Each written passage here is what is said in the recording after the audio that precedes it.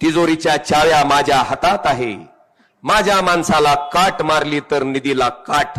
तुझ्या काय बापाच्या घरचं आहे? त्याला किंमत आहे.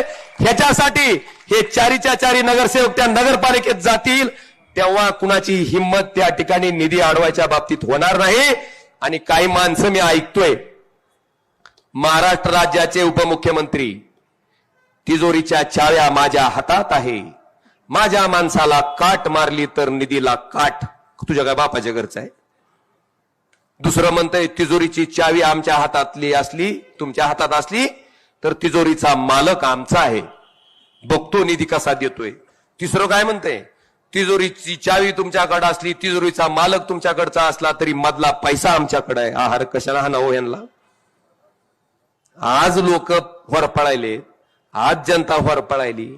त्या पैशाची गरज लोक उपयोगी कामासाठी करणं अपेक्षित असताना सत्ताधारी पक्षातल्या लोकांना पडलंय काय?